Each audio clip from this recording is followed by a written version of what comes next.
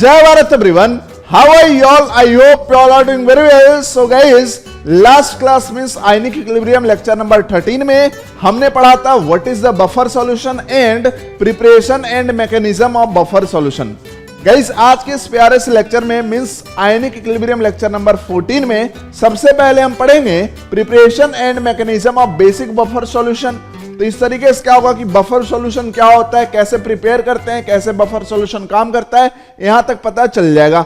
उसके बाद हम कैलकुलेट करेंगे pH of buffer solution. Acidic buffer solution का भी पीएच कैलकुलेट करेंगे और बेसिक बफर सॉल्यूशन का भी पीएच कैलकुलेट करेंगे। और जो फॉर्मूला आएगा एसिडिक बफर और बेसिक बफर के पीएच को कैलकुलेट करने का, उसको हम बोलते हैं हेंडरसन हेजलबॉल्च इक्वेशन। वो भी हम आज जानने वाले। तो इस प्यारे से लेक्चर में आप बने रहिए, बहुत ही मजेदार लेक्चर है, बहुत ज्यादा मजेदार है। बफर में जो भी पॉसिबिलिटी हो सकता है क्वेश्चन में, वो सबका थियरी आज हम इस सेशन में कर लेने वाले हैं। और अगले क्लास मींस कल हम लोग न्यूमेरिकल्स करेंगे बफर सॉल्यूशन पे, न्यूमेरिकल्स करेंगे बफर सॉल्यूशन पे। तो बिना टाइम वेस्ट किए हुए शुरू करते हैं आज का प्यारा सा तगड़ा सा जोश और जुनून वाला lecture, ionic equilibrium lecture number 14। Let's start, let's rock. Last class का रिकैप देख लेते हैं, क्या क्या पढ़ा था। देखो बफर सॉल्यूशन क्या होता था, ये पढ़ा था, है ना। उसके बाद हमने पढ़ा था कि कैसे एसिडिक बफर बनाया जाता है। उसके बाद हमने पढ़ा था मैकेनिज्म ऑफ एसिडिक बफर, ये सब पढ़ लिया। आज हम प्यार से लिखेंगे टॉपिक, आज हम प्यार से लिखेंगे टॉपिक। सबसे पहले तो लिखोगे basic buffer, basic buffer, basic buffer solution. भाई बेसिक बफर सॉल्यूशन आप किसको बोलोगे, कैसे बनेगा ये बताओ। तो it is the mixture of, it is the mixture of weak base and its salt, या फिर और हम क्या बोल सकते हैं, इन शॉर्ट अगर लिखें कि वीक बेस और इसी का सॉल्ट ले लो, तो इस कॉम्बिनेशन को हम क्या बोलेंगे, बेसिक बफर बोलेंगे। इसको हम क्या बोलेंगे, बेसिक बफर सॉल्यूशन बोलेंगे, ठीक है। या फिर एक कॉम्बिनेशन और क्या हो सकता है कि वीक बेस लिया और इसका क्या ले लिया भाई, कॉन्जुगेट एसिड। हमने लॉजिक समझाया था कॉन्जुगेट वाला, ठीक है। बेसिकली जो हम सॉल्ट लेते हैं तो उससे हमें क्या मिलता है, कॉन्जुगेट मिलता है। जैसे वीक बेस है तो उसका अगर हम सॉल्ट लेंगे तो सॉल्ट से क्या मिलेगा, कॉन्जुगेट एसिड मिलेगा। तो प्रिसाइजली अगर देखें तो बफर का मतलब क्या है, बफर का मतलब है वीक कंपोनेंट और उसका कॉन्जुगेट। तो जैसे हम बेसिक बफर की बात कर रहे हैं तो वीक बेस और उसका कॉन्जुगेट फिर क्या होगा, एसिड होगा, ठीक है। तो ये भी क्या बना रहा है भाई, बेसिक बफर बना रहा है। तो this is the simple definition of basic buffer solution. एक एग्जांपल से समझते हैं कि बेसिक बफर सॉल्यूशन क्या होगा। NH4OH, it is what, it is weak base, और इसमें हमने क्या किया भाई, NH4Cl भी मिक्स कर दिया। तो NH4Cl क्या है, इसी का सॉल्ट है, इसी का क्या है, सॉल्ट है। तो जब भी एक ही कंटेनर में NH4OH और NH4Cl यही दोनों सिर्फ प्रेजेंट हो, तो हम बोलेंगे कि वो सॉल्यूशन कैसे एक्ट करेगा, as basic buffer solution act करेगा, as basic buffer solution act करेगा। क्लियर। तो बेसिक बफर क्या होता है, इसका एग्जांपल भी हमने समझ लिया है। अब नेक्स्ट टॉपिक हम लिखेंगे preparation of basic buffer solution. और आई होप कि आप आसानी से कर पाओगे क्योंकि आपने preparation of acidic buffer solution समझ लिया है। तो लिखेंगे preparation of basic buffer solution.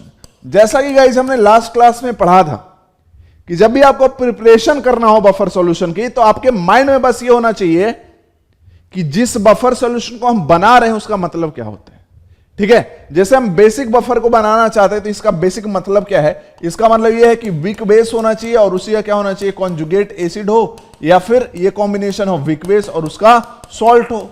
दोनों ही क्या कहलाएगा भाई, बफर कहलाएगा, कैसा, बेसिक, ठीक है। नो, सबसे पहली कहानी तो ये हो सकता है, फर्स्ट मेथड क्या हो सकता है कि सिंपली आपने क्या लिया, वीक बेस लिया और उसमें उसी का सॉल्ट मिक्स कर दिया। एक कंटेनर लिया, उसमें क्या लिया, वीक बेस का सॉल्यूशन, और उसमें क्या किया आपने, सॉल्ट भी मिक्स कर दिया। तो डायरेक्टली वो क्या है भाई, बेसिक बफर बन गया, है ना। तो लिख लो first method, by mixing NH4OH and NH4Cl in a container बात समझ में आ गया? अरे बात समझ में आया नहीं आया? सिंपल सी बात है कि NH4OH ले लिया जो कि क्या है, विकवेस है, और इसी का क्या ले लिया, सॉल्ट लिया, तो इसको डायरेक्टली मिक्स कर दिया तो बेसिक बफर डायरेक्टली बन गया, है ना। अब ध्यान से समझो, याद है पिछली बार याद है कुछ और कहानी कराया था, टिकड़म भिड़वाया था, ये तो सबको ही जानता है, इसके अलावा 2 मेथड और होगा। जैसे सेकेंड मेथड के बारे में हम बात करते हैं कि मान लो मेरे पास सिर्फ क्या है, मान लो मेरे पास लैब में सिर्फ क्या है, वीक बेस है, स्ट्रॉन्ग एसिड है, स्ट्रॉन्ग बेस है, लेकिन सॉल्ट नहीं है। क्यों नहीं है भाई? खत्म हो जाता है यूज करते करते।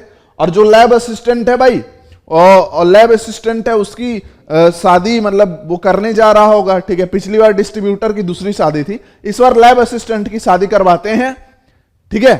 तो उसने बताया नहीं डिस्ट्रीब्यूटर को कि भैया सॉल्ट खत्म हो गया, भेज दो, है ना। तो अब भैया प्रोफेसर आए, बोले कि हेलो हेलो हेलो बच्चों, हेलो, हाँ तो बच्चों आज हम बफर सॉल्यूशन बनाएंगे, वो भी कैसा, बेसिक बफर सॉल्यूशन बनाएंगे। तो हाँ, सब लोग हमें रिपोर्ट करेंगे बफर सॉल्यूशन बना के। बोलोगे तुम जाके सर से, सर लैब में NH4Cl तो है ही नहीं, सिर्फ NH4OH है, मैं बेसिक बफर कैसे बनाऊं? तो वो बोलेंगे बच्चों मैं कुछ नहीं जानता, देखो सिंपल सी बात है, तुम्हें बनाना पड़ेगा, दिमाग लगाओ बन जाएगा। अब तुम दिमाग लगाओ, कैसे लगाओगे? तो भैया देखो लैब में तुम्हारे NH4OH प्रेजेंट ही है, a strong acid like HCl present है, a strong base like NaOH present है। तो अब क्या करेंगे, ध्यान से समझते हैं कि हमारे पास क्या है, NH4OH है, हमारे पास क्या है, NH4OH है। इसमें ऐसा क्या मिक्स कर दें कि सॉल्ट भी बन जाए? क्या मिक्स कर दें? तो देखो NH4OH पहले क्या है ये समझो, ये क्या है, वीक बेस है। तो वीक बेस में भाई अगर आप चाहते हो कोई रिएक्शन हो तो एसिड ही ऐड करना पड़ेगा। तो हम क्या करते हैं भाई, suppose that a strong acid क्या किया, HCl को ऐड कर दिया। तो ये रिएक्ट करके क्या कर सकता है, ये रिएक्ट करके बना सकता है क्या भाई, NH4Cl plus H2O। Acid base reaction में क्या बनता है, सॉल्ट प्लस वाटर बनता है।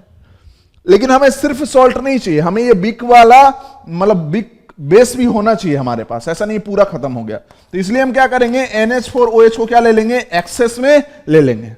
तो जब हम एक्सेस में NH4OH को ले रहे हैं तो इससे फायदा क्या होगा कि जैसे ही हमने एक्सेस में NH4OH को लिया और उसमें HCl को डाला लिमिटिंग अमाउंट में, ठीक है, तो NH4Cl जो कि क्या है, सॉल्ट है, वो क्या हो गया, प्रोड्यूस हो गया। तो लैब में सॉल्ट था नहीं, लेकिन हमने सॉल्ट को प्रोड्यूस कर दिया, और NH4OH चूंकि एक्सेस में था तो अभी भी उस कंटेनर में NH4OH भी बचा हुआ है। तो एक ही कंटेनर में left NH4OH and produced NH4Cl आ गया, है ना। और साथ में क्या है, पानी। तो पानी से तो कोई दिक्कत ही नहीं है, वो तो सॉल्वेंट है, ठीक है, सिंपल, ठीक है।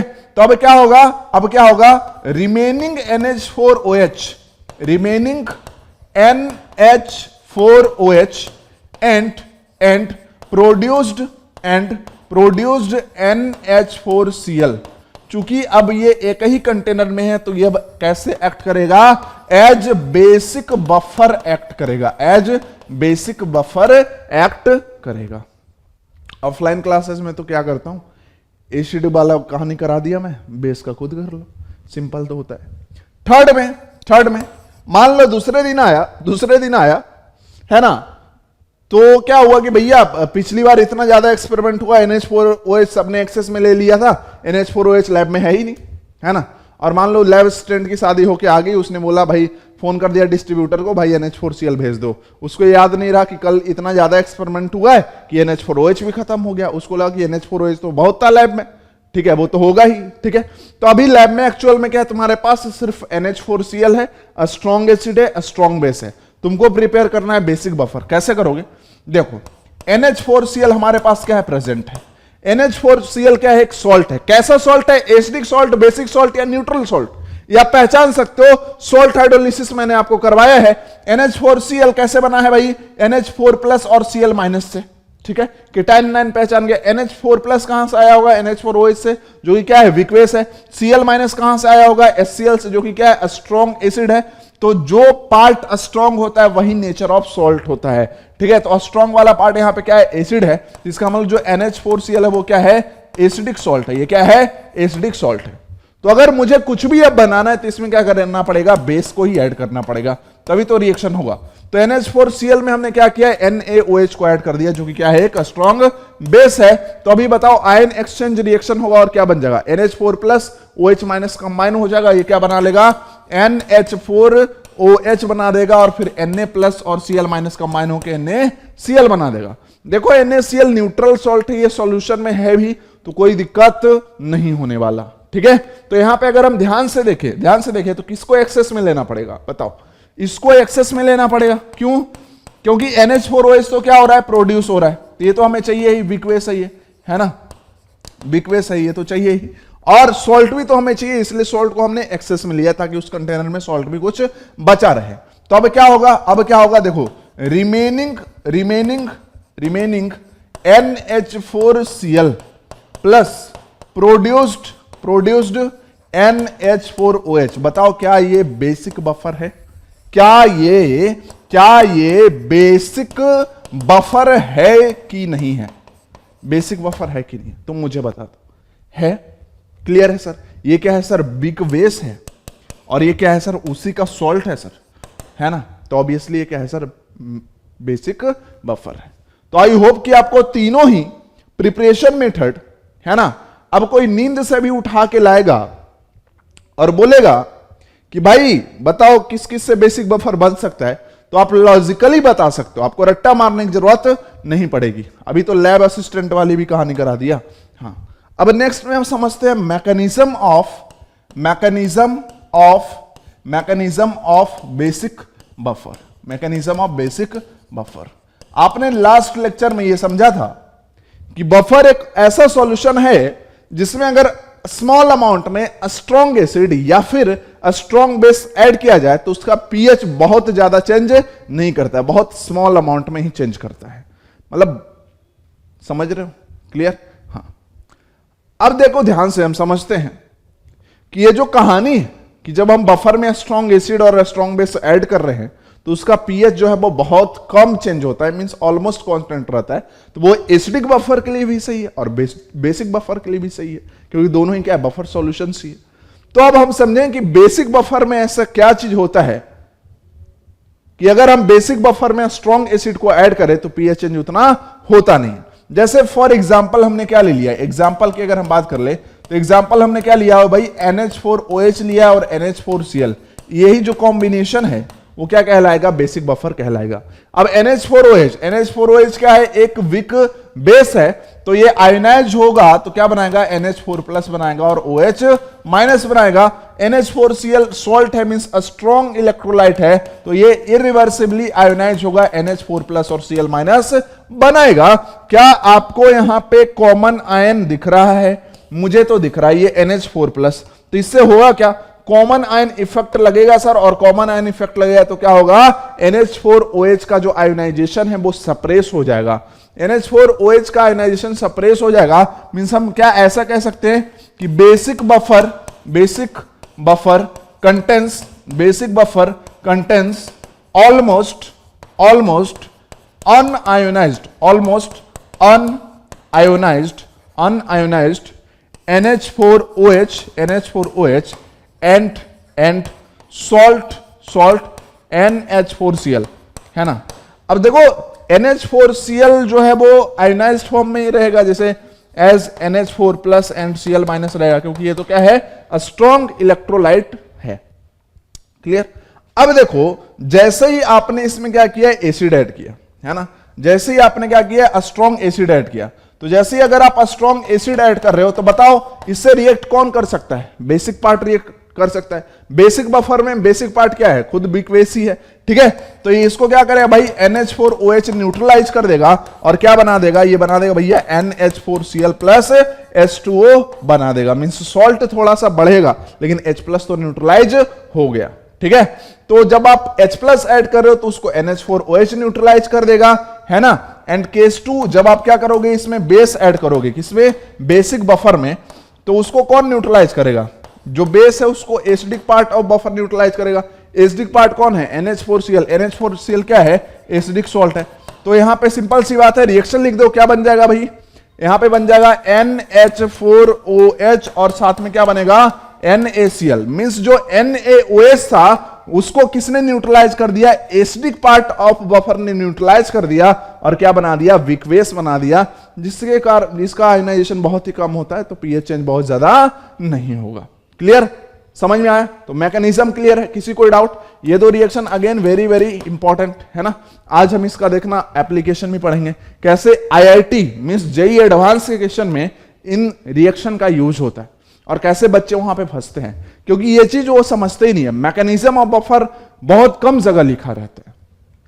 सिंपली हम क्या पढ़ते हैं, डेफिनेशन पढ़ते हैं बफर की, और उसके बाद हम क्या पढ़ लेते हैं कि भाई एग्जाम्पल 2-4 पढ़ लेते हैं, उसके बाद डायरेक्ट हम हेंडरसन इक्वेशन पढ़ लेते हैं और कहते हैं कहानी हो गई बफर की।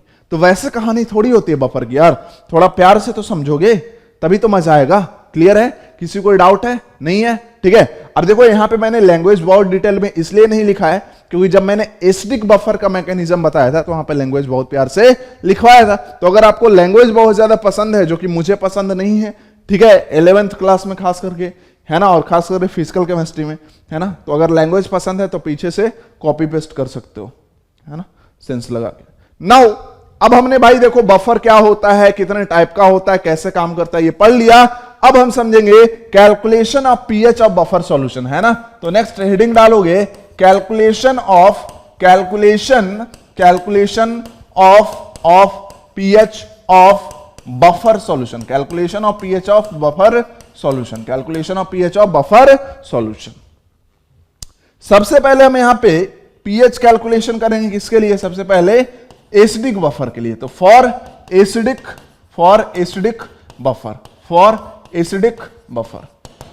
बफर के लिए हम पीएच का कैलकुलेशन करेंगे। अब ध्यान से समझना बहुत ज्यादा प्यार से, ठीक है, कि अगर हम एसिडिक बफर की बात करें तो एक जनरलाइज केस ले लेते हैं, ठीक है, कि let's acidic buffer is formed, acidic buffer is formed by weak acid HA and its salt NaA, sodium salt of that weak acid, इससे मिलके बना हुआ है एसिडिक बफर। पीएच हमें निकालना है, ध्यान से समझते हैं।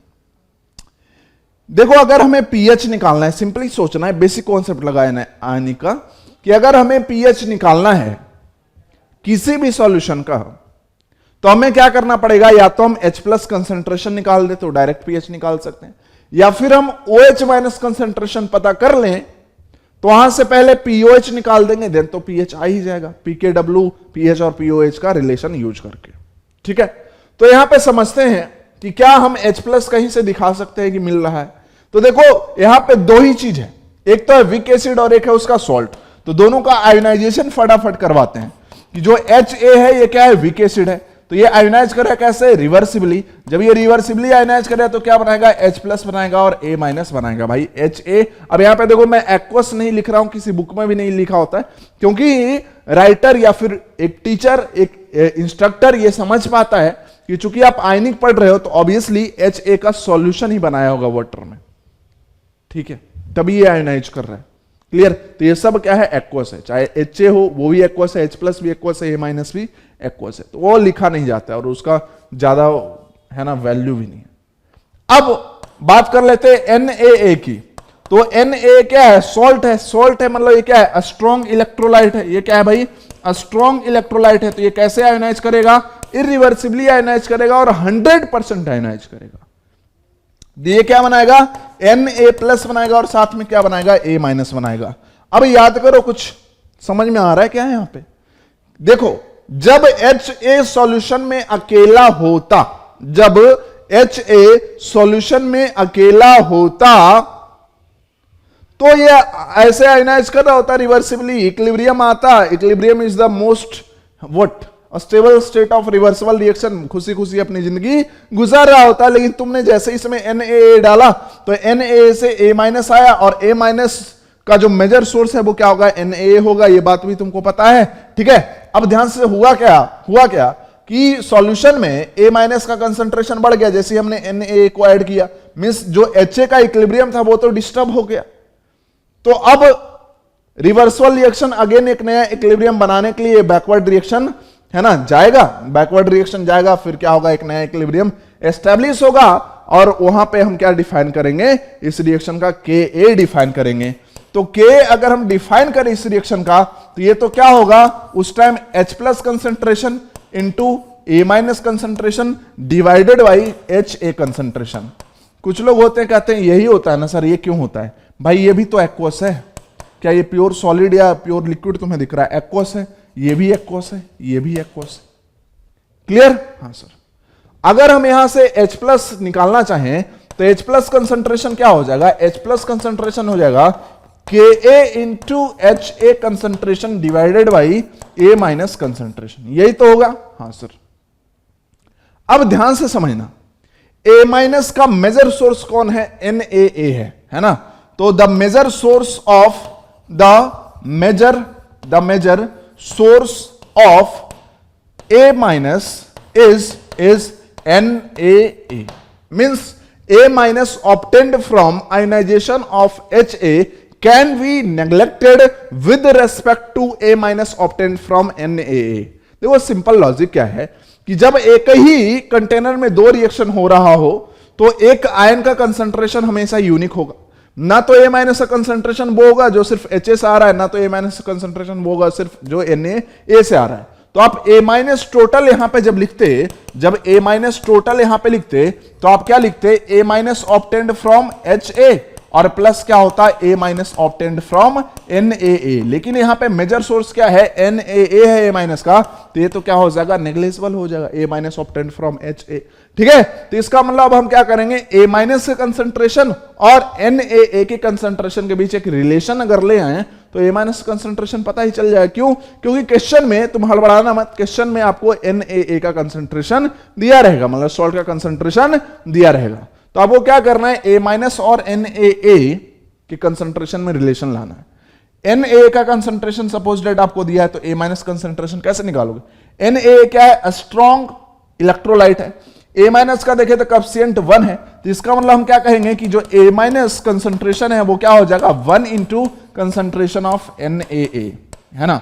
अब ध्यान से समझना, मैं क्यों बार बार आपको बोलता था कि जब भी हम बफर की बात करते हैं, जैसे एसिडिक बफर की बात करते हैं, तो वो वीक एसिड और उसका सॉल्ट, ये उतना प्रिसाइज डेफिनेशन नहीं है जितना प्रिसाइज डेफिनेशन है वीक एसिड और उसका कॉन्जुगेट बेस, है ना। जैसे Ha है, इसका कॉन्जुगेट बेस क्या है, A माइनस। क्यों, क्योंकि जब आप pH निकालने जाओगे तो A माइनस की जरूरत पड़ेगी, सॉल्ट के कंसंट्रेशन की नहीं। सॉल्ट का कंसंट्रेशन दिया रहता है, उससे हम A माइनस मतलब यहां पे देखें तो A माइनस कंसंट्रेशन निकाल रहे हैं। लोग गलती कहां पे कर जाते हैं, जैसे यहां पे क्या है, यहां पे तो सॉल्ट का जितना कंसंट्रेशन है उतना ही क्या होगा, A माइनस का कंसंट्रेशन होगा। लेकिन सपोज डेट मैंने XYZ ऐसा सॉल्ट बना दिया जिसमें कि A का कंसंट्रेशन 2 है, सॉरी A का कोएफिशिएंट 2 है, तो अगर आपने फॉर्मूला गलती से रटा हुआ है कि सॉल्ट अपॉन दिस, तो आप सॉल्ट का कंसंट्रेशन लोगे, जबकि A माइनस का कंसंट्रेशन क्या है, 2 इंटू कंसंट्रेशन ऑफ सॉल्ट। तो अगर वहां पे आप ध्यान नहीं दो तो आपका कैलकुलेशन गड़बड़ हो गया। इसलिए हमेशा सॉल्ट का कंसंट्रेशन मैं फॉर्मूला में यूज नहीं करवाने वाला, मैं कॉन्जुगेट बेस लिखूंगा, A माइनस लिखूंगा, मैं NaA नहीं लिखूंगा, वो ऑटोमेटिकली यहां पे आ जाएगा।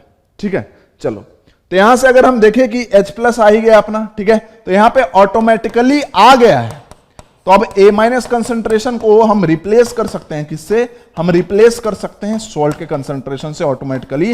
लेकिन यहां पे प्रिकॉशन ध्यान रखेंगे कि अगर जो स्टोइकियोमेट्रिक कोएफिशिएंट है वो A माइनस की अगर क्या है भाई 1 है, तब तो A माइनस की कंसंट्रेशन क्या होगा, Na के बराबर होगा। लेकिन स्टोइकियोमेट्रिक कोएफिशिएंट अगर 1 नहीं है तो हमें रिलेशन लाना पड़ेगा इसके कंसंट्रेशन और इसके कंसंट्रेशन में। क्लियर, हाँ, ये चीज ध्यान रखना, नोट करके लिख लो। ऐसा नहीं कि तुमने लिखा नहीं, मैंने सिर्फ बोला, तो नोट करके इसको लिखो पहले जो मैंने अभी बोला अपने लैंग्वेज में, फिर आगे देखना। चलो, अब H प्लस कंसंट्रेशन आ गया तो हमें अब क्या करना है, हमें तो pH निकालना है। तो pH कैसे आएगा, माइनस लॉग H प्लस। तो चलो सबसे पहले लॉग H प्लस निकालते हैं। तो ये क्या हो जाएगा, log Ka into HA concentration upon Na। मैंने क्या किया, दोनों तरफ ऊपर वाली इक्वेशन में लॉग लगा दिया। तो ये क्या हो जाएगा, ध्यान से देखते हैं, ये हो जाएगा log H plus concentration, this will be equal to log Ka plus log HA concentration divided by NaA concentration. यही तो होगा, यही तो होगा। सर इसको और तोड़ दो, तोड़ने की जरूरत नहीं है, हेंडरसन इक्वेशन मुझे लाना, ठीक है, समझना। मुझे तो क्या लाना है भाई, पीएच। पीएच कैसे आएगा, माइनस लॉग एच प्लस। अब माइनस से तुमने लेफ्ट साइड मल्टीप्लाई कर दिया, और अगर तुमने राइट साइड हर एक टर्म में माइनस से मल्टीप्लाई नहीं किया तो तुम्हारे चाचा विधायक तो है नहीं कि ये इक्वेशन फिर भी सही हो जाए, ठीक है। तुम तो मतलब मिडिल क्लास फैमिली के हो, तुम्हें तो हर जगह क्या करना पड़ेगा, माइनस से मल्टीप्लाई करना पड़ेगा। जिसके चचा विधायक होंगे वो तो गलत भी करते हैं तो भी सही है, कोई बोलने वाला नहीं है, ठीक है। लेकिन हम लोग वैसा थोड़ी कर सकते हैं। तो यहाँ पे माइनस से हर एक टर्म में मल्टीप्लाई करेंगे तभी ऊपर वाले एक्सप्रेशन पे कोई फर्क नहीं पड़ेगा। तो आएगा माइनस लॉग के, और यहाँ पे क्या हो जाए, plus minus minus log H A divided by NaA concentration. समझ में आया? हाँ सर। अब देखो ये टेढ़ा हो गया, वो इंपॉर्टेंट नहीं है, लिख रहे वो इंपॉर्टेंट है। माइनस लॉग एच प्लस ये क्या हो जाएगा, PH हो जाएगा, माइनस लॉग के ये क्या हो गया, PKA हो गया, PKA हो गया, है ना। और इसको अगर क्या मैं माइनस हटाना चाहता हूं, मैं प्लस में लिखना चाहता हूं, तो इसको मैं क्या लिखूंगा, माइनस को इस ओवरऑल पे पावर -1 कर दूं क्या, और -1 करूंगा तो ये क्या उल्टा हो जाएगा क्या? हाँ सर। ये क्या, इसको ऐसा लिख सकते हैं, log NaA concentration divided by HA concentration. तो this formula is used to determine pH of acidic buffer solution, pH of acidic buffer solution, and this formula is called Henderson-Hazel-Bolch, है ना, इक्वेशन, जो कि हमने शुरू के मतलब आज जो इंट्रो हमने आपको दिया ये इसको कहते हैं, ठीक है, सिंपल, क्लियर है। तो देखो अब बफर में क्या करना है कि आपको फॉर्मूला याद करना है। बफर में इसलिए फॉर्मूला याद करना है, बहुत आसान सा फॉर्मूला है ना, कुछ है ही नहीं है, ठीक है। हाँ, लेकिन ये फॉर्मूला आप याद मत करना, लोग तो यही याद करते हैं, है ना। कैसे, अगर मान लो मैं ये गारंटी से बता सकता हूं, ठीक है, मैंने जिनको नहीं पढ़ाया है तो वो क्या करेंगे ना कि पीएच ऑफ एसिडिक बफर का अगर मैं उनसे फॉर्मूला पूछूं तो वो क्या कहेंगे, pH equal to pK plus log salt upon acid, ठीक है। लेकिन वो गलत क्यों हो जाएगा, ये मैंने यहां पे आपको समझाया कि अगर A माइनस का कंसंट्रेशन सॉल्ट में देखें, है ना, तो A माइनस का अगर कोफिशिएंट 1 है तब तो ये फॉर्मूला वैलिड है, कोई दिक्कत ही नहीं। लेकिन अगर A माइनस का कोफिशिएंट 1 नहीं है तो भी अगर आप ये फॉर्मूला यूज कर रहे हो, फॉर एग्जांपल मान लो मैंने NH4 होल ट्वाइस SO4 कहीं लिख दिया है और आपको NH4 प्लस यूज करना है, बेसिक बफर में इसकी बात भी करेंगे, NH4 प्लस का कंसंट्रेशन यूज करना है और आप तब भी कंसंट्रेशन ऑफ सॉल्ट ही लिख रहे हो, तो क्या आप गलत नहीं कर रहे हो? ऑब्वियसली आप गलत कर रहे हो। इसलिए मोर प्रिसाइज फॉर्मूला क्या होगा, जो बुक में नहीं लिखा होता है, वो होगा pH equal to pKa plus log, हम सॉल्ट नहीं लिखेंगे, हम क्या लिखेंगे, कॉन्जुगेट बेस का concentration divided by weak acid concentration. बात समझ में आया क्या? तो this will be the formula of, है ना, acidic buffer solution to calculate pH. बात क्लियर है? बात क्लियर है। अब ध्यान से समझना, यहां पे आप सिर्फ कंसंट्रेशन यूज करो ऐसा कोई जरूरी नहीं है। अगर मान लो आपके पास मिलीमोल कॉन्जुगेट बेस का पता है और विक एसिड का मिलीमोल पता है, तो भी आप इस फॉर्मूले को यूज कर सकते हो। कैसे कि देखो, जैसे मिलीमोल अगर मुझे दोनों का पता है और दोनों का ही मुझे क्या निकालना है, कंसंट्रेशन निकालना है, तो मैं क्या करूंगा, पहले मोल में कन्वर्ट करूंगा। कैसे, मिलीमोल से 10 का पावर -3 मल्टीप्लाई करूंगा दोनों ही जगह, ठीक है। और उसके बाद चूंकि मुझे कंसंट्रेशन निकालना है तो वॉल्यूम ऑफ सॉल्यूशन से यहां भी डिवाइड करूंगा और वॉल्यूम ऑफ सॉल्यूशन से यहां भी डिवाइड करूंगा, तो ये तो ऑटोमेटिकली क्या हो जाने, कैंसिल ही हो जाने। इसलिए यहां पे देखो एक एडवांटेज मिलता है बफर सॉल्यूशन का पीएच निकालने में कि आपको हमेशा दोनों का कंसंट्रेशन निकालने की कोई जरूरत नहीं है, बस ऊपर और नीचे यूनिट बस सेम रखना है। क्लियर? कंसंट्रेशन पता है तो कंसंट्रेशन दोनों जगह रख दो, अगर आपको मोल दोनों जगह का पता है तो दोनों जगह मोल रख दो, अगर आपको मिली इक्विवेलेंट दोनों जगह का पता है तो वो रख दो, कोई टेंशन नहीं, बस यूनिट सेम होना चाहिए। तो इसको हम ऐसे भी लिख सकते हैं, पीएच को pH equal to pK plus log millimole of conjugate base divided by millimole of weak acid. अब कुछ बच्चे को कितना भी समझा दो वो मानते नहीं है, कुछ यहां भी स्क्वायर ब्रैकेट लगाएंगे, मतलब मिलीमोल ऑफ कंजुगेट बेस में भी कंसंट्रेशन निकालोगे क्या? ये तो मिलीमोल है यार, कम ऑन यार। Clear, simple. हाँ, अब यहां पे ध्यान समझो, यहीं से एक चीज समझ में आएगा, यहीं से एक इंपॉर्टेंट पॉइंट बताऊंगा, यहीं से एक इंपॉर्टेंट पॉइंट बताऊंगा कि the pH of buffer solution, the pH of buffer solution is independent of dilution. क्यों भाई? देखो आपके पास ऑलरेडी क्या था, एक बफर था। सपोज दैट उस जैसे हम बात कर लेते हैं एसिडिक बफर है, तो एसिडिक बफर है मतलब मान लो कि CH3COOH है, ठीक है, और उसमें क्या होगा, उसका सॉल्ट CH3COO Na था एक कंटेनर में, इसका कंसंट्रेशन 0.1 था, इसका कंसंट्रेशन 0.2 था, वॉल्यूम ऑफ सॉल्यूशन क्या था, 2 लीटर था। क्लियर, 0.1 मोलर ये लीटर में। अब आपने क्या किया, 3 लीटर इसमें मान लो पानी और मिला दिया, 3 लीटर आपने क्या किया, पानी इसमें और मिला दिया, मतलब क्या कर दिया आपने, डाइल्यूशन। तो न्यू कंसंट्रेशन CH3COOH की क्या हो जाएगी, 0. चलो मोल मान लेते, 0.1 मोल था इसका और 0.2 मोल था इसका, ठीक है, तब ज्यादा आसान रहेगा। तो अभी क्या होगा, न्यू कंसंट्रेशन जब निकालोगे CH3COOH का, ये हो जाएगा मोल अपॉन टोटल वॉल्यूम, और इसका न्यू कंसंट्रेशन क्या हो जाएगा, 0.2 अपॉन टोटल वॉल्यूम 5। पहले क्या लिख रहे थे, पहले लिख रहे थे 0.1/2, ओल्ड वाला लिखो, तो ये था 0.1/2 और ये क्या था 0.2/2, ठीक है। तो अगर हम रेशियो लेते तो ये और ये कैंसिल हो जाता, डाइल्यूशन करने के बाद भी रेशियो लेंगे तो ये और ये कैंसिल होगा, तो ओरिजिनल ही नहीं आ गया। तो डाइल्यूशन कर दो कोई फर्क नहीं पड़ेगा, क्यों, क्योंकि वॉल्यूम वाला टर्म ऑटोमेटिकली दोनों जगह से कैंसिल हो जा चुकी, क्या है, ये रेशियो में। तो यहां तक आई होप कि आपको समझ में आ गया कि pH of buffer solution is independent of dilution. कहोगे सर ये तो सिर्फ एसिडिक बफर के लिए आपने अभी बताया, नहीं, ये जो लाइन है ना वो यूनिवर्सली ट्रू है एसिडिक और बेसिक दोनों बफर के लिए, क्योंकि बेसिक बफर का फॉर्मूला में क्या आएगा, POH equal to PKB plus log conjugate acid upon big base. तो वहां भी ऐसा ही फॉर्मूला आएगा, और दोनों ही फॉर्मूले को क्या बोलते हैं, हेंडरसन इक्वेशन बोलते हैं। तो आई होप कि यहां तक आपको बात क्लियर है, फिर आगे बढ़ेंगे। तो यहां तक आपने समझ लिया चीजों को, हाँ सर ये फॉर्मूला याद हो जाएगा, जो प्रिसीजन में आने आपको बताया वो भी समझ में आ गया, हाँ सर। तो first important point was the pH of buffer solution is independent of dilution, ठीक है। सेकंड अब बात कर लेते थोड़ा एसिडिक बफर के बारे में, इंपॉर्टेंट पॉइंट है ना ये, अभी बात कर रहे हैं important points in acidic buffer solution, in acidic buffer solution. ध्यान समझेंगे, कई बार क्या होता है कि क्वेश्चन में आपको वीक एसिड और उसके सॉल्ट का कंसंट्रेशन दिया ही नहीं रहेगा, मतलब और कहीं बफर भी यूज नहीं किया रहेगा, सिर्फ क्या करेगा, एक एसिड लेगा उसमें बेस मिक्स करेगा, आपको पहचानना है कि बफर बनेगा कि नहीं बनेगा। जैसे हम क्या कर रहे हैं, सपोज दैट जैसे हम CH3COOH का न्यूट्रलाइजेशन कर रहे हैं, किससे, NaOH से, किससे, NaOH से, ये न्यूट्रलाइजेशन कर रहे हैं, है ना, न्यूट्रलाइजेशन कर रहे हैं। तो अगर आपको याद हो सॉल्ट हाइड्रोलिसिस का पार्ट 3, वहां भी आपको मैंने ये कॉन्सेप्ट डिस्कस किया था कि अगर न्यूट्रलाइजेशन 100% कंप्लीट हो जाए, मींस क्या है कि जब भी ऐसा हम लिखते हैं तो ये फर्स्ट वाला जो होता है ना उसको हम कोनिकल फ्लास्क में लेते हैं।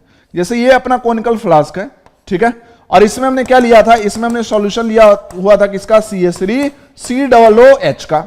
यहां पे था अपना पीपेट पे ऐसे मार्किंग बनी हुई थी, यहां पे स्टैंड लगाया था, ठीक है, रखा हुआ था, है ना, और यहां पे टैप था, टैप से हम स्लोली क्या कर रहे थे, स्लोली टैप को ओपन करके यहां से हम, है ना, इसमें पीपेट में रखा हुआ है, सॉरी पीपेट नहीं, ब्यूरेट है ये, NaOH रखा हुआ था, स्लोली ऐड कर रहे हैं। होगा क्या, ये क्या है भाई, एसिड है, ये क्या है भाई, बेस है, क्या होगा, रिएक्शन, क्या बनेगा, सॉल्ट। तो पहले रिएक्शन आप लिख दो, CH3COOH प्लस NaOH, ये क्या बना रहा है, ये बना रहा है सर CH3COONA और प्लस क्या बना रहा है, H2O बना रहा है, हाँ या ना, हाँ सर, बात समझ में आया, हाँ सर समझ में आया। तो इसका मतलब ध्यान समझना कि मान लो मैं आपसे बोलूं कि 10% न्यूट्रलाइजेशन होगा, 10% न्यूट्रलाइजेशन होगा, इसका मतलब क्या है, मान लो कि इनिशियली जब हमने NaOH एक भी ड्रॉप ऐड नहीं किया था, तो CH3COOH का अगर वहां पे 10 मिलीकुलेंट प्रेजेंट था इनिशियली, मतलब एट इक्वल टू 0, वो आप निकाल सकते हो, फिजिकल केमिस्ट्री आप बहुत पढ़ चुके हो, मिलीकुलेंट कैसे निकालते हैं, ठीक है। तो इनिशियली जो हमारा कोनिकल फ्लक्स था, जिसमें कि हमने क्या रखा है, CH3COOH रखा है, तो उसका 10 मिली इक्विवेलेंट हमने लिया। अब हम क्या कर रहे हैं, NaOH को ड्रॉप वाइज ऐड कर रहे हैं। एक पर्टिकुलर टाइम पे मैंने बोला कि भाई अभी 10% न्यूट्रलाइजेशन ही कंप्लीट हुआ है। 10% न्यूट्रलाइजेशन कंप्लीट हुआ है। इस बात को कहने का मतलब क्या है? इस बात को कहने का मतलब यह है कि जितना मिली इक्विवेलेंट CH3COOH इनिशियली था, उसका 10% को NaOH न्यूट्रलाइज कर चुका है। मींस अगर हम बोले कि अब 10% न्यूट्रलाइजेशन में बाद बताओ CH3COOH कितना बचा है, तो 10 मिली इक्विवेलेंट का 10% क्या होता है? 1 मिली इक्विवेलेंट, मतलब 1 मिली इक्विवेलेंट ऑफ CH3COOH कंज्यूम हो चुका है ना। तो अगर मैं यहां पे बोलूं कि आफ्टर, इस एग्जांपल के लिए आफ्टर 10% न्यूट्रलाइजेशन, है ना, इसको याद मत कर लेना, इस एग्जांपल की बात कर रहे हैं, इसके अकॉर्डिंग वहां पे डेटा लिख रहे हैं। तो after 10% neutralisation, milli equivalent of CH3COOH remaining, है ना, ये कितना रह जाएगा? ये रह जाएगा भाई 9। क्लियर? अच्छा, क्या जो रिएक्शन हुआ था तो सॉल्ट भी तो बना था।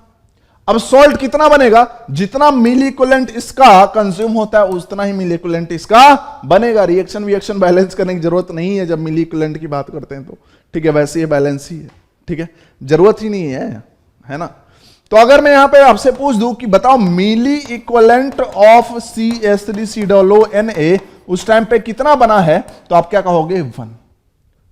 तो अगर मैं बोलूं कि 10% जब न्यूट्रलाइजेशन कंप्लीट हुआ था, तो 10% न्यूट्रलाइजेशन करा है, फिर मैंने टैप को ये वाला कंप्लीटली बंद कर दिया। अब NaOH हम नहीं ऐड कर रहे हैं, ठीक है।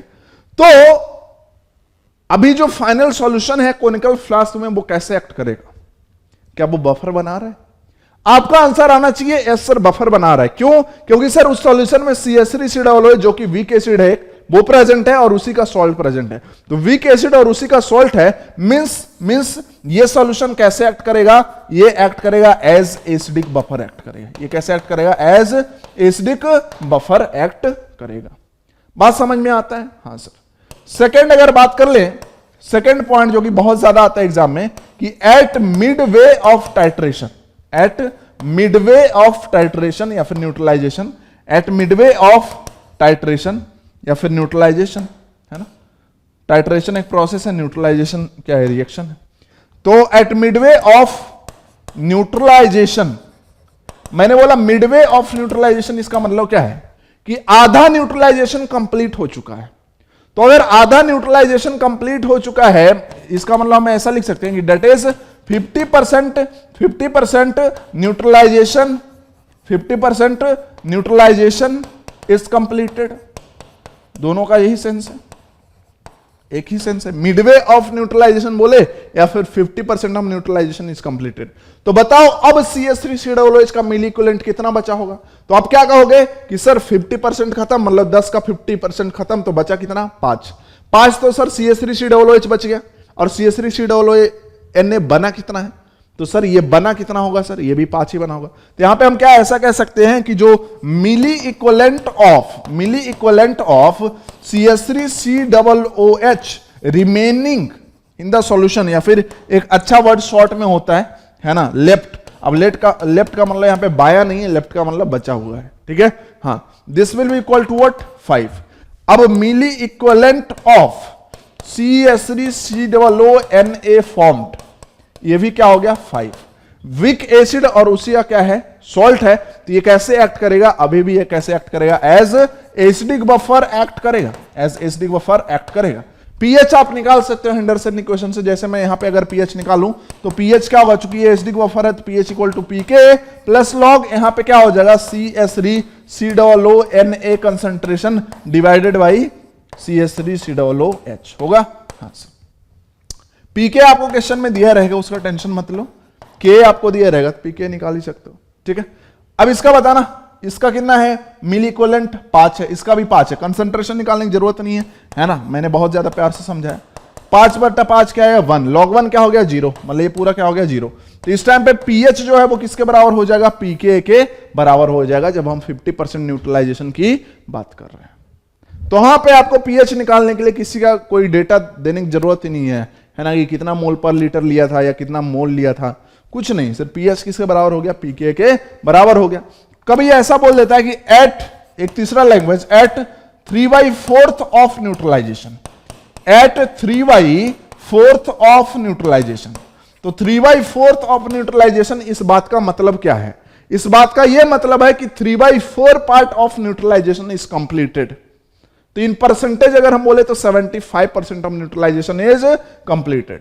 मतलब हम ऐसा कह सकते हैं यहां पे कि जो सॉल्ट है ना, मींस जो CH3COONA है ना, वो कितना बना होगा, 10 तो इनिशियली लिया था। देखो सारा मैं एक एग्जांपल के थ्रू समझा रहा हूं और यही कॉन्सेप्ट बन जाएगा।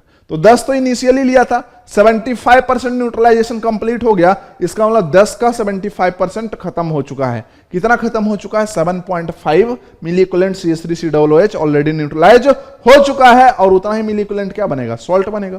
ठीक है, तो ये कितना हो जाएगा, 7.5 मिली इक्विवेलेंट, है ना, इसको लिखते हैं मिली इक्विवेलेंट, कंसंट्रेशन लिखने की क्या जरूरत है। ठीक है, मिली इक्विवेलेंट ऑफ सॉल्ट। अब यहां पे अगर मैं बात कर लूं कि मिली इक्विवेलेंट ऑफ CH3COOH है ना, तो ये क्या हो जाएगा, ये सिंपल सी बात, ये क्या हो जाएगा, 2.5 हो जाएगा। ठीक है, तो अगर आप pH यूज करो तो इसको आप क्या लिखोगे, pKa plus log 7.5 divided by 2.5, ये क्या हो जाएगा 3, ये क्या हो गया pKa plus log 3, this much, है ना। तो अगेन कंसंट्रेशन की आपको जरूरत नहीं पड़ेगी। या फिर इसको आप ऐसे भी समझ सकते थे कि 3/4 अल्टरनेटिव मेथड बता रहा हूं, अल्टरनेटिव मेथड कि 3/4 ऑफ न्यूट्रलाइजेशन मींस जो सॉल्ट बना होगा उसको अगर हम 3/4 मान लें, है ना, तो जो एसिड बच गया वीक एसिड वो क्या होगा, 1/4 पार्ट होगा। तो सॉल्ट अपॉन एसिड अगर यहां पे लिखते, ठीक है, तो ये क्या हो जाता 3/4 डिवाइडेड बाई 1/4, ये और ये क्या हो जाता कैंसल, तो ये आ जाता 3। जब आप हेंडरसन इक्वेशन यूज करो तो पीएच क्या हो जाएगा, pKa प्लस लॉग, है ना, सॉल्ट अपॉन एसिड क्या है 3। क्लियर। तो यार जितने मेथड हो सकते हैं भाई, मेरे भाई मैंने आपको समझा दिया, इससे ज्यादा आप कहीं कुछ भी ढूंढ लो, जिस दिन मिल जाए मुझे भी बता देना। ठीक है, क्लियर, समझ में आया। इंपॉर्टेंट पॉइंट, ऐसे भी क्वेश्चन पूछे जाते हैं। अच्छा, एक चीज में मैं और करना चाहता हूं, एक चीज क्या और ऐड करना चाहता हूं। ये तो थर्ड पॉइंट था। फोर्थ पॉइंट अगर बात कर ले कि फॉर 100% न्यूट्रलाइजेशन, फॉर 100% न्यूट्रलाइजेशन, ये केस मैं ऑलरेडी डिस्कस कर चुका हूं सॉल्ट हाइड्रोलिसिस में। 100% न्यूट्रलाइजेशन मतलब क्या है कि CH3COOH जो कोनिकल फ्लास्क में था वो पूरा पूरा खत्म हो गया, मतलब वीक एसिड बचा ही नहीं है, सिर्फ और सिर्फ अब कौन बच गया सॉल्यूशन में, सॉल्ट बच गया CH3COONA। That is milli equivalent of CH3COOH left, ये क्या हो जाएगा 0। मिली इक्विवेलेंट ऑफ CH3COONA फॉर्म्ड, ये क्या हो जाएगा 10। मींस अब जो अपना सॉल्यूशन है, अब जो अपना सॉल्यूशन है उसमें अब सिर्फ और सिर्फ कौन प्रेजेंट है, CH3COONA, only CH3COONA is present at this situation, at this situation. ठीक है, तो CH3COONA क्या है, सॉल्ट है ना। तो डेट इज अब ये बफर नहीं रहा, that is salt hydrolysis of CH3COONA takes place. समझ में आया। तो यहां से क्या कॉन्सेप्ट आया, इन शॉर्ट अगर हम डिस्कस करें कि अगर आपका न्यूट्रलाइजेशन लेस देन 100% है, इधर हम बात करें किसकी, न्यूट्रलाइजेशन की, तो अगर आपका न्यूट्रलाइजेशन लेस देन 100% है, और यह भी ध्यान रखना कि वीक एसिड को न्यूट्रलाइज कर रहे हैं स्ट्रॉन्ग बेस से, ऐसा नहीं कि आपने क्या कर दिया कि स्ट्रॉन्ग एसिड ले लिया और उसको आपने क्या किया, स्ट्रॉन्ग बेस से न्यूट्रलाइज किया और लेस देन 100% न्यूट्रलाइजेशन, और आप कह रहे हो बफर बनाएंगे। इसलिए तो पहले ही बता दिया कि बफर कैसे बनता है। स्ट्रॉन्ग एसिड और उसका सॉल्ट कभी थोड़ी ना बफर बना लेता है, तो ये तो है ही नहीं, ये तो अपने पार्ट में है ही नहीं। ठीक है, हम बात करें neutralisation of weak acid versus strong base की। तो अगर ये न्यूट्रलाइजेशन लेस देन 100% है, मींस कुछ ना कुछ वीक एसिड भी बचा रहेगा और सॉल्ट भी बन जाएगा, देन सॉल्यूशन कैसा होगा, then acidic buffer is formed, then acidic acidic buffer is formed, acidic buffer is formed. अगर अपना क्या हो गया भाई, न्यूट्रलाइजेशन 100% कंप्लीट हो गया, 100% कंप्लीट हो जाएगा, then only salt is left in solution. सिर्फ क्या है सॉल्यूशन में, सॉल्ट है, that is salt hydrolysis will take place, salt hydrolysis will take place. Clear, समझ में आया? हाँ सर। एक चीज और ध्यान रखना, यहां तक तो सबको समझ में आ गया? अरे इतना क्रिस्टल क्लियर है यार, अब क्या चाहते हो? इतना क्रिस्टल क्लियर बस, इससे ज्यादा कोई नहीं पढ़ागा, ये मैं बता दे रहा हूं। ये घमंड से नहीं बोल रहा हूं, कहीं ढूंढ लो, नहीं मिलेगा।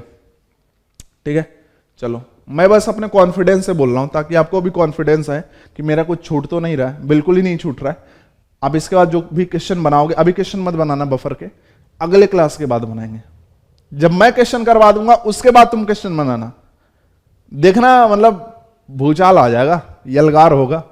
ठीक है, चलो समझ में आ गया यहां तक? अच्छा, मैं एक और बात करने वाला था। हाँ, अब देखो आयनिक इक्विलिब्रियम में कुछ होते हैं स्नेक्स, डस लेते हैं आपको। ठीक है, उनसे बचना है ना? तो नेक्स्ट में हम पढ़ेंगे beware of snakes. Beware of snakes, कैसा स्नेक्स है? कई बार आपको ऐसा लगेगा, जो मतलब कई बार नहीं, ये जो बार बता रहा हूं वही है ना। कई बार आपको ऐसा मतलब ये बार लगेगा कि जो अपना सॉल्यूशन बना है वो एसिडिक बफर सॉल्यूशन है, लेकिन एक्चुअल में जैसा दिखता है वैसा होता नहीं है, वैसा वाला कॉन्सेप्ट यहां लग जाएगा। तो इज दिस एक्सेप्शन? नो। अगर मैं बात करूं, सपोज दैट फिजिक्स की बात करते हैं, ठीक है, फिजिक्स की बात करते हैं। आपने एक पुली लगाया हुआ है, आपने एक क्या किया है, पुली लगाया हुआ है, इधर से एक बंदर को लटकाया हुआ है और इधर से आपने क्या कर दिया है, एक ब्लॉक को लटकाया हुआ है। बंदर का जो मास है ना, और इस ब्लॉक का मास दोनों हमने क्या लिया है, सेम लिया है। ये जो पुली है वो फ्रिक्शन लेस है, रोप का जो मास है वो क्या है, नेग्लेजिबल है। ठीक है, हाँ। तो अगर हम बात करें कि अभी ध्यान से समझते हैं, अभी इस पुली को मैंने फिक्स कर दिया, मान लो सीलिंग से लटका दिया, तो अभी क्या ब्लॉक मोशन करेगा या मंकी मोशन करेगा? कौन मोशन करेगा बताओ? कहोगे सर कोई नहीं मोशन करेगा, दोनों तरफ क्या है, जो फोर्स है बैलेंस है, जितना फोर्स इधर लग रहा है उतना ही फोर्स इधर लग रहा है। कैसे? इसका देखो सर mg लग रहा है, इधर सर रोप में टेंशन होगा T लगेगा, और इधर क्या सर mg लगेगा डाउनवर्ड डायरेक्शन में, ऊपर क्या लगेगा, टेंशन लगेगा। तो net force in backward direction is mg minus T here, and net force in backward direction, sorry downward direction यहां पे भी क्या है, mg माइनस टी ही है। तो दोनों जगह चूंकि क्या है सर, फोर्स बराबर है, तो न ये रोप ऊपर जाएगा न ये रोप नीचे आएगा, एज इट इज रहेगा। ठीक है, ये हो गई एक कहानी। अब मैंने कहा कि एक काम करते हैं, एक ब्लॉक और ऐड कर देते हैं यहां पे m मास का, एक ब्लॉक क्या करते हैं और ऐड कर देते हैं m मास का। अब बताओ क्या होगा? अब बताओ क्या होगा? कहोगे सिंपल सी बात है सर, अब नेट फोर्स जो है ना वो इस डायरेक्शन में होगा। अब यहां पे दोनों ही केस में देखे, मतलब बंदर की तरफ देखे और इस ब्लॉक की तरफ देखे, तो फोर्स बराबर नहीं है। जब ये फोर्स बराबर रहेगा तो मोशन ही नहीं होगा। अब क्या है कि सर यहां पे नेट फोर्स नीचे आ गया, मींस अब रोप जो है वो नीचे की तरफ क्या करेगा, मोशन करेगा। तो ये बंदर क्या है सर, ऑटोमेटिकली अब ऊपर जाएगा। तो इसको क्या एक्सेप्शन बोलोगे? तो फिजिक्स में ऐसे ही वर्ड नहीं होता है, physics is my favourite subject. बोलोगे क्या एक्सेप्शन? बोलोगे क्या कि सर पिछली बार तो ये दोनों ही रुके हुए थे, बंदर और ब्लॉक, अभी कैसे बढ़ गई ये तो एक्सेप्शन हो गया? ऐसा नहीं है, यहां पे बस कॉन्सेप्ट का खेल है। यहां पे किसका खेल है? कॉन्सेप्ट का खेल है। तो आप कॉन्सेप्ट को समझो यार, फिजिक्स आपको यही तो सिखाता है, फिजिकल केमिस्ट्री आपको यही तो सिखाता है, ऑर्गेनिक केमिस्ट्री कुछ हद तक यही तो आपको सिखाता है कि आप कॉन्सेप्ट को समझो। और फिजिकल केमिस्ट्री में नाम ही क्या है, फिजिक। तो आपको कॉन्सेप्ट को समझना है, यहां पे सिंगल एक्सेप्शन नहीं होता। कोई अगर बोल दे कि हां फिजिकल केमिस्ट्री में एक्सेप्शन होता है, होता ही नहीं है भाई। फिजिक्स में एक्सेप्शन होगा तब फिजिकल केमिस्ट्री में एक्सेप्शन होगा। बिवेयर ऑफ स्नेक्स में क्या बोल रहा हूं कि जैसे मान लो हमने एक सॉल्यूशन बनाया CH3COOH, और उसी सॉल्यूशन में क्या है, CH3COONA है। है ना। हमने क्या किया, ध्यान से समझो, ध्यान समझते हैं। इसका CH3COOH का मैंने ले लिया मान लो 10⁻⁻5 मोल, और CH3COOH का क्या लिया 1 मोल लिया, और इसको हमने क्या कर दिया डिसॉल्व कर दिया। ये दोनों सॉलिड लिया है अभी, और इसको हमने डिसॉल्व कर दिया 10⁻4 लीटर वाटर। इसमें हमने डिसॉल्व करे क्या कह रहा है, एक सॉल्यूशन बनाया, means volume of solution is 10⁻4, है ना, समझेंगे।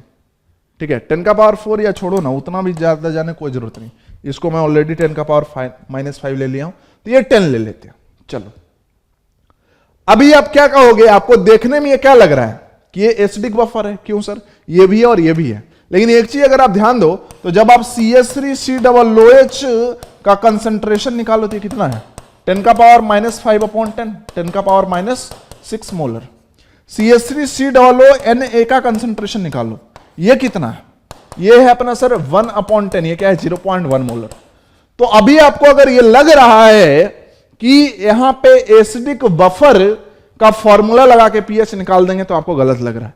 क्यों, क्योंकि जो यहां पे वीक एसिड है इसका कंसंट्रेशन क्या है, नेग्लेजिबल है,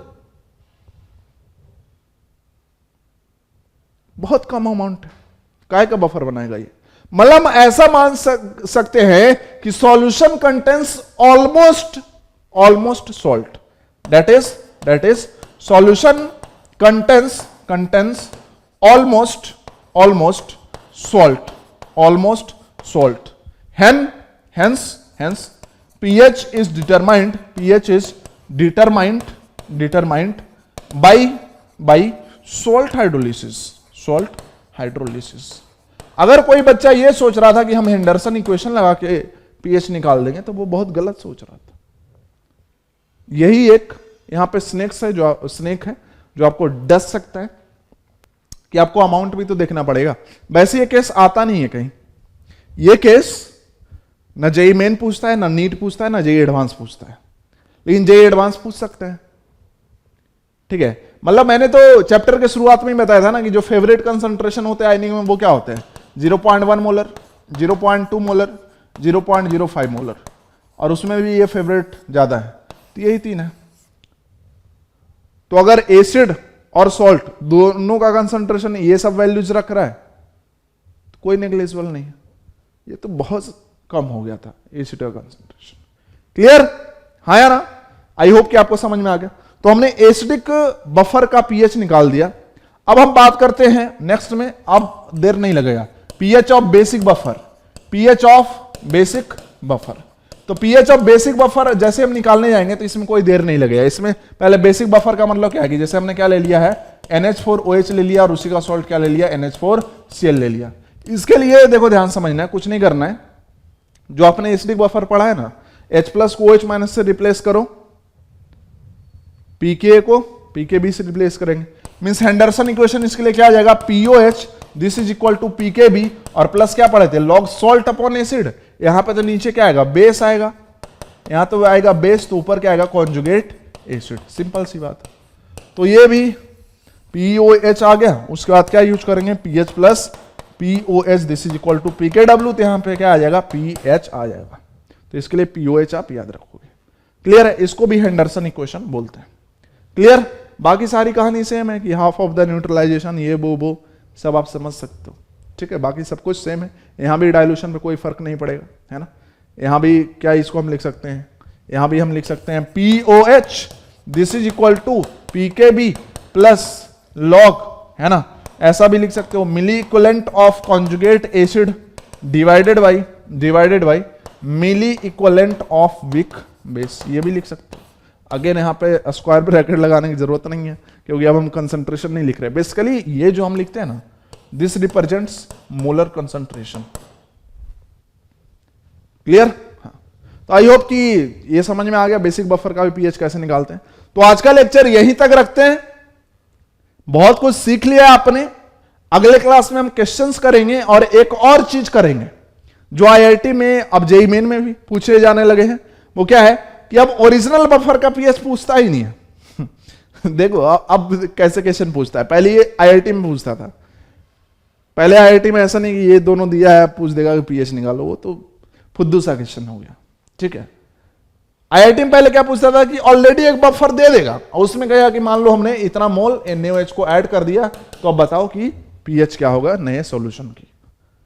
तो अगले क्लास में हम देखेंगे कि जब ओरिजिनल बफर में हम स्ट्रॉन्ग एसिड या स्ट्रॉन्ग बेस ऐड करें, चाहे वो एसिडिक बफर हो चाहे वो बेसिक बफर हो, उसमें अगर हम स्ट्रॉन्ग एसिड या फिर स्ट्रॉन्ग बेस ऐड कर रहे हैं तो फिर पीएच घटता है कि बढ़ता है, और अगर घटता बढ़ता है या कांस्टेंट रहता है क्या होता है, अगर घटता बढ़ता है तो फिर न्यू पीएच कैसे आएगा, कितना पीएच चेंज करेगा, ये सब चीजें हम देखने वाले हैं और उसी फॉर्मेट पे एग्जाम में क्वेश्चन आएगा। मींस क्या है कि बफर सॉल्यूशन का क्वेश्चन उतना ही होगा जितना आपके नोट्स में कराया जा रहा है। हो सकता है कि एग्जाम्पल चेंज कर दे, जैसे मैंने NH4OH NH4Cl बोला वहां पे दूसरा एग्जाम्पल दे दे, मैंने 0.1 मोलर कंसंट्रेशन मान के आपको क्वेश्चन बनवाया वो 0.2 मोलर कर दे, और कुछ चेंज नहीं होगा, ये कंफर्म है। ठीक है, जेईई एडवांस में भी है ना। So thank you very much for watching this video, love you all.